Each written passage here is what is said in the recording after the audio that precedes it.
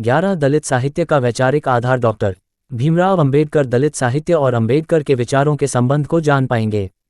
दलित मुक्ति के संदर्भ में अंबेडकर के विचारों के प्रभाव को देख पाएंगे। भारतीय समाज व्यवस्था के संदर्भ में अंबेडकर के चिंतन से परिचित हो सकेंगे। प्रस्तावना प्रस्तुत पाठ का उद्देश्य दलित साहित्य के वैचारिक आधार का अध्ययन है। उस आधार को तैयार करने में ज्योतिबा फुले, रामास्वामी नायकर पेरियार, नारायण गुरु और डॉक्टर बाबा साहब भीमराव अंबेडकर जैसे परिवर्तनकारी चिंतकों का सर्जनात्मक योगदान रहा है। 19वीं-20वीं सदी के भारतीय नवजागरण काल में सामाजिक धार्मिक सुधार आंदोलन चले। साथ ही भारतीय समाज के निम्न तबके से ऐसे विचारक उभरे जो सुधार आंदोलनों से असंतुष्ट थे। वे भारतीय समाज की बनावट में बुनियादी परिवर्तन चाहते थे।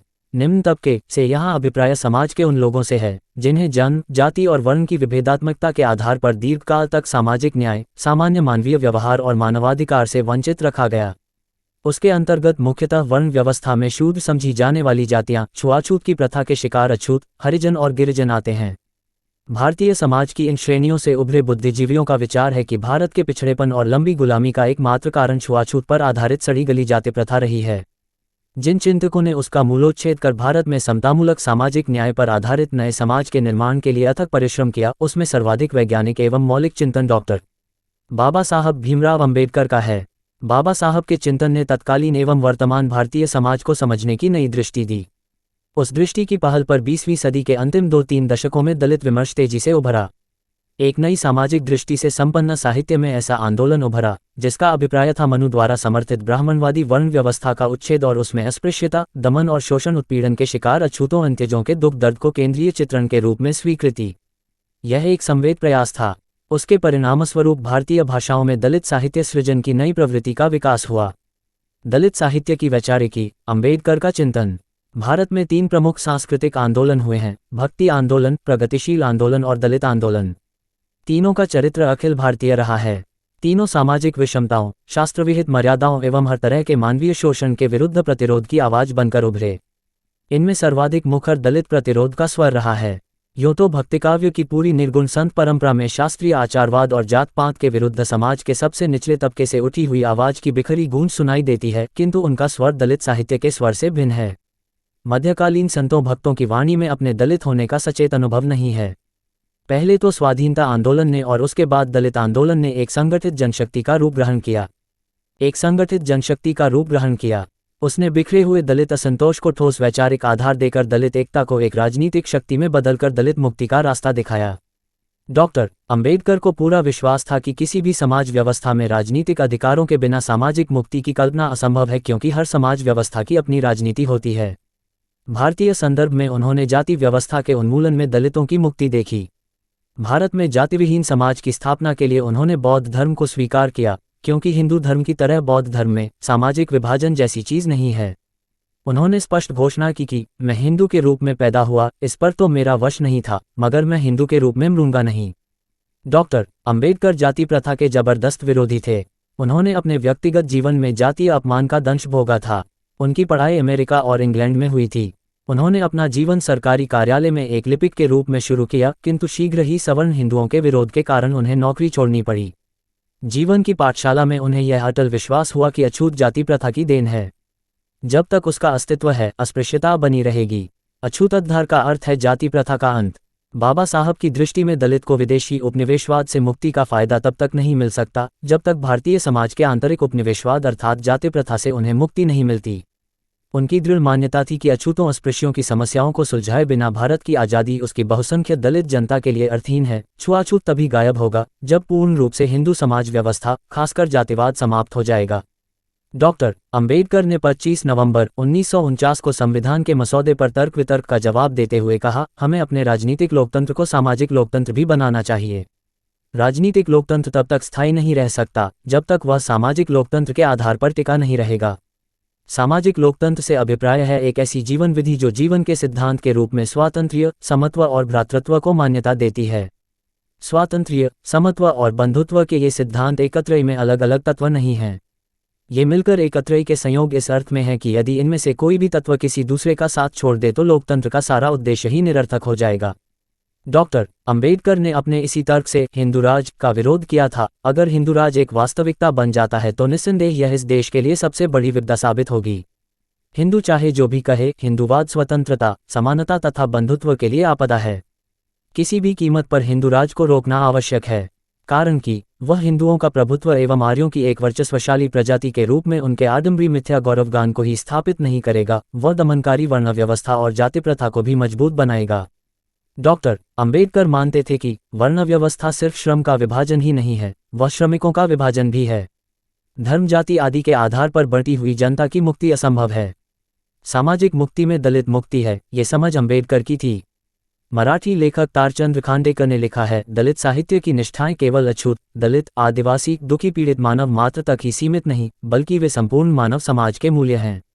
अछूत, दलित तथा दुखी समाज इस साहित्य का प्राथमिक और महत्वपूर्ण क्षेत्र है, क्योंकि इस समाज को आज तक कोई भी मानवीय अधिकार प्राप्त नहीं हुआ। इसके सुसंस्कृत समाज के स्तर पर आ जाने के बाद दलित साहित्य का उत्तरदायित्व होगा समस्त मानव कल्याण की प्राप्ति। समस्त मानव कल्याण की प्राप्ति, किंतु जब तक ऐसा नहीं होता तब तक वह चतुर्वर्ण व्यवस्था, परंपरागत ब्राह्मणशाही तथा रूढ़िवादिता के विरुद्ध संघर्ष करता ही रहेगा। बाबूराव बागुल दलित साहित्य का सुपरिचित नाम है। उनकी दृष्टि में अंबेडकर के विचारों में निहित जो मानववादी सारतत्व है, वह काफी छनकर दलित साहित्य में आया है। भारतीय विचार, समाज और साहित्य परंपरा एवं वर्ण व्यवस्था से संबद्ध है। इस परंपरा को दलित साहित्य पूर्णतया नकारता है। वह स्वतः को ज्ञान, विज्ञान और विश्व साहित्य की उस मानववादी क्रांतिदर्शी परंपरा से जोड़ता है जिसमें मानव स्वातंत्र्य के मूल्य पोषित पल्लवित हुए हैं। मनुष्य के लिए संघर्ष करने वाला, मनुष्य को महानता देने वाला व्यक्ति, चाहे वह भारतीय भी हो, तो भी वह हमारा अपना है। कारण हमारे लेखन का उद्देश्य ही मनुष्य की मुक्ति और महानता है। दलित साहित्य तो मनुष्य को सर्वोपरि मानता है, अतः मनुष्य की महानता के लिए जो कुछ भी अच्छा हो रहा है, वह सब कुछ दलित साहित्य का है। दलित साहित्य की नई प्रवृत्ति के विकास और दलित साहित्य की वैचारिक पृष्ठभूमि के निर्माण में आज के उत्तर आधुनिक विमर्श के अंतर्गत अस्मिता विमर्श, आइडेंटिटी डिस्कोर्स, हाशिए अथवा उपेक्षित समुदायों को केंद्र में प्रतिष्ठित कर उनके विषय में नए तरीके से सोचने की पहल से भी मदद मिली। मानवाधिकारों की सुरक्षा के लिए वैश्विक स्तर पर होने वाली बहस मुबाहिसों से भी दलित चेतना की वैचारिक निर्मिति को प्रोत्साहन मिला। साझा अनुभवों की खोज ने दलित लेखकों को अफ्रीकी और अमेरिकी अश्वेत लेखकों के जीवन एवं साहित्य की ओर मुड़ने की प्रेरणा दी, जो स्वयं परंपरागत काव्यशास्त्र एवं सौंदर्यशास्त्र के मानदंडों को अपर्याप्त एवं पक्षपातपूर्ण मानकर साहित्य रचना की नई कसौटियों की खोज में थे। परिणामस्वरूप दलित साहित्यकारों के विचार, भावबोध एवं भाषाबोध ने भिन्न आकृति ग्रहण की। दलित साहित्यकारों ने तत्सम संस्कृति और साहित्य से भिन्न समाज के हाशिए से अपने नायक चुने, जिन्हें वर्ण व्यवस्था पालकों ने अपवित्र मानकर तिरस्कृत किया था। उन्होंने नायक नायिका के शास्त्रीय भेद को ठुकराया, उन्हें अभिजात की गरिमा से अलंकृत करने वाले उपादानों को नहीं माना। पूजनीय और वीर समझे जाने वाले बलशाली देवी देवताओं, नायकों, राजाओं की जगह मलेच्छ, दस्यु, खल, राक्षस, अनार्य, नाग, दास, शूद्र और ऐसे ही अनावश्यक विशेषणों से पुकारे जाने वाले जन समुदाय के सदस्यों को नायक के रूप में स्वीकार किया। दलित साहित्य ने अपने वैचारिक आधार को खड़ा करने के लिए कुछ प्रचलित मिथकों, मसलन शंबुक और एकलव्य का भी प्रयोग किया। उसने झलकारी बाई, वीरांगना उदादेवी, पासी आकिद जैसे कुछ नए मिथकों की भी खोज की। दलित साहित्यकारों ने इन मिथकों के माध्यम से दलित इतिहास की शौर्य कथा तथा उसके संघर्षपूर्ण अतीत को लोगों तक पहुंचाने की कोशिश की। उन सब का उद्देश्य आनंद और मनोरंजन नहीं, बल्कि समाज को झकझोरने और जगाने के लिए किया गया प्रयत्न था। डॉक्टर अंबेडकर, जाति व्यवस्था और दलित साहित्य। अंबेडकर, जाति व्यवस्था और दलित साहित्य। डॉक्टर अंबेडकर विलक्षण प्रतिभाशाली थे। सिद्धांत और कर्म, सोच एवं व्यवहार का विस्मयकारी संतुलन उनके चिंतन में दिखाई देता है। दलित आंदोलन अथवा दलित साहित्य द्वारा भारतीय समाज के जिस हिस्से वर्चस्ववादी हिंदू वर्ण व्यवस्था एवं ब्राह्मण संस्कृति के विरुद्ध आवाज उठी, उसकी पृष्ठभूमि में अंबेडकर का दार्शनिक एवं सामाजिक चिंतन है। इसी कारण कुछ विचारक दलित साहित्य को अंबेडकरवादी साहित्य मानते हैं, दूसरे शब्दों में एक खास विचारधारा से प्रेरित और उस पर आधारित लेखन मानते हैं। बाबा साहब ने हिंदू धर्मग्रंथों का, विशेषतः मनुस्मृति का गंभीर अध्ययन किया था। उनकी दृष्टि में ये धर्मशास्त्र भारतीय वर्ण व्यवस्था के विचारधारात्मक आधार थे। इन्हीं शास्त्रों के तर्क से जाति व्यवस्था के पद सोपानक्रम में शूद्र कही जाने वाली जातियों को दबाकर वश में रखने का वैधानिकरण होता था। इसलिए बाबा साहब के लिए दलितों की स्वतंत्रता का अर्थ हिंदू धर्मशास्त्रों के प्रभाव से दलितों की मुक्ति थी, क्योंकि उसी से सामाजिक गुलामी का मुक्तिकरण होता था। अंबेडकर ने अत्यंत सरल भाषा एवं वैज्ञानिक तरीके से वर्ण व्यवस्था का मर्म समझाया है। उनका कहना है कि इस व्यवस्था के भीतर जो मेहनत नहीं करता और समाज में दूसरों के श्रम पर परजीवियों की तरह जीता है, वह तार्किक तरीके से श्रेष्ठ मान लिया जाता है। समाज का यही वर्ग अपनी श्रेष्ठता को सही प्रमाणित करने के लिए सामाजिक विधान, न्याय प्रणाली, नियम, कायदे, कानून आदि भी तैयार करता है। दूसरी ओर जो उनकी भौतिक सुख सुविधा की पूर्ति के लिए सामान जुटाता है वह न्यायपूर्ण तरीके से नीच या शूद्र मान लिया जाता है। श्रमिकजनों को दबाकर रखने के लिए पुरोहितों की संस्कृत उन्हें स्वर्ग नरक का भय दिखाती है, पूर्व जन्म के कर्मों का परिणाम बताती है। संपत्तिशाली वर्गों के शास्त्रकार और उनका पक्षधर हिंदू दर्शन कर्मकांडों से बिंधे हुए धर्म और संस्कृति पर आधारित वर्ण व्यवस्था को ईश्वर की देन बताते हैं।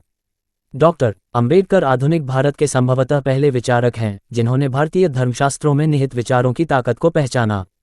आज के उत्तर आधुनिक विमर्श में कहा जा रहा है कि विचार ही शक्ति है, नॉलेज इज पावर, और उस विमर्श का सर्वोत्तम प्रमाण भारत की जाति व्यवस्था है। डॉक्टर अंबेडकर ने भली भांति बताया कि आत्मा, परमात्मा, कर्मफल, भाग्यवाद, नियतिवाद, अवतारवाद, पुनर्जन्म, स्वर्ग नरक, पाप पुण्य, ब्रह्ममाया, परलोक आदि से जुड़े कर्मकांडी सिद्धांत असल में वर्चस्वशाली ब्राह्मणवादी संस्कृति की देन है। जाति व्यवस्था कोई ईश्वरीय विधान नहीं है, वह मानव निर्मित संरचना है, उसे बदला जा सकता है। उन्होंने समझाया कि ऐसे सिद्धांतों पर कायम व्यवस्था धन संपदा के आधार पर निर्मित शक्ति, श्रेष्ठता और कुलीनता के मध्ययुगीन मानदंडों से सामाजिक स्तर भेद को मजबूत करती है। ये व्यवस्था समाज के अन्य बहुसंख्यक समुदायों की तुलना में अल्पसंख्यक समुदाय पर वर्चस्व कायम रखती है, सामाजिक सर्वोच्चता के भाव को बढ़ावा देती हैं। डॉक्टर अंबेडकर के समाज दर्शन में यही ब्राह्मणवादी संस्कृति है जो भारतीय धर्मशास्त्रों से अपना जीवन रस पाती है, जिसका लोकतांत्रिक व्यवस्था की प्रतिबद्धताओं से कोई तालमेल नहीं हो सकता। उनके समाज दर्शन पर फ्रांसीसी क्रांति के 3 नारों का गहरा प्रभाव है। उन्होंने लिखा कि श्रमिक वर्ग मुक्ति चाहता है, निषेधात्मक अर्थ में केवल पूंजी की गुलामी ही नहीं, हर प्रकार की मानसिक दास्ता और सामाजिक पराधीनता से वह मुक्ति चाहता है। वह इसलिए असमानता को जन्म देने वाली हर प्रवृत्ति का उन्मूलन जरूरी समझता है। वह भाईचारे का इच्छुक है जो सभी राष्ट्रीयताओं और वर्गों को जोड़कर पृथ्वी पर मानवता की सुख शांति से प्रतिबद्ध है। उसकी आस्था अंतर्राष्ट्रीयतावाद में है। जाहिर तौर पर वेदों, धर्मशास्त्रों एवं पुराणों की ब्राह्मणवादी परंपरा से इस सार्वभौम भ्रातृत्व का मेल नहीं हो सकता था। अंबेडकर ने अस्पृश्यता के सवाल पर अछूतों को सावधान करते हुए कहा, अछूतों को ये बात अपने दिमाग से निकाल देनी चाहिए कि हिंदू धर्म सामाजिक न्याय की स्थापना करेगा। वह तो स्वयं असमानता एवं अन्याय पर खड़ा है। उन्होंने जाति वर्ण व्यवस्था के वैचारिक आधार को पहचाना और उसका जबरदस्त खंडन किया। वे इस निष्कर्ष पर पहुंचे कि नशा कैसा भी हो, चाहे वह सर्वसत्तात्मक अधिनायकवादी शासनतंत्र का हो या अफीम का या किसी आदर्शवादी दर्शन का, वह समाज के लिए कभी कल्याणकारी नहीं हो सकता। टॉमस पेन के लिखे अमेरिकी स्वतंत्रता के घोषणा पत्र कॉमन सेंस के एक वाक्य को अंबेडकर जन्मना दलित होने के कारण अनुभव के जिन आसंगों से एक आदमी को गुजरना पड़ता है, उसका प्रत्यक्ष अनुभव स्वयं एक दलित को जैसा है। अपनी पूरी अनुभूतियों व कल्पना का विस्तार करने के बावजूद मैं, जो एक गैर दलित हूँ, उस अनुभव को उसी तीव्रता और तनाव से आपको अनुभव नहीं करा सकता। इस बात को समझते हुए अगर साहित्य में उसका अनुभव उसी तीव्रता से व्यक्त होता है जैसा कि मराठी की अनेक दलित रचनाओं को पढ़कर अनुभव होता है, तो वह सच्चे अर्थों में दलित साहित्य है।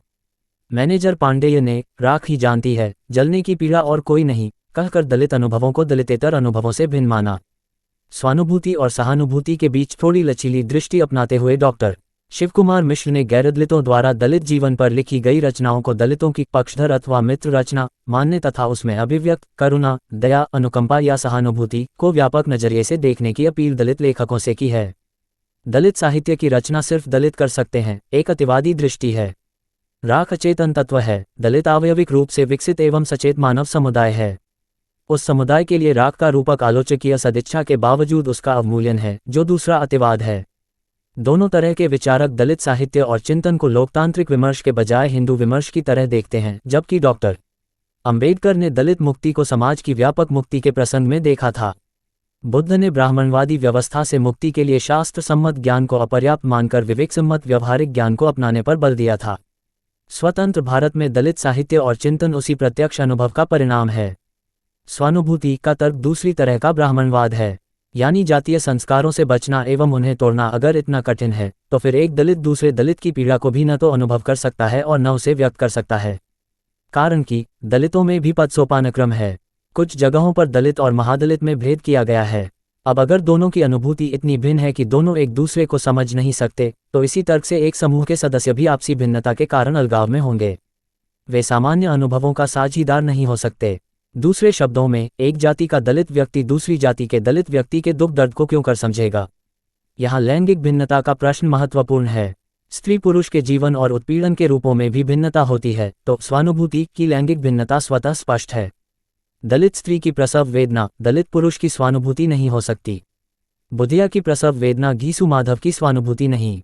सूचना सिर्फ मान्यताओं और जानकारियों पर आधारित है। यहाँ ये बताना जरूरी है कि यह मेरा वीडियो किसी भी तरह की मान्यता, जानकारी की पुष्टि नहीं करता है। किसी भी जानकारी या मान्यता को अमल में लाने से पहले संबंधित विशेषज्ञ से सलाह लें। धन्यवाद।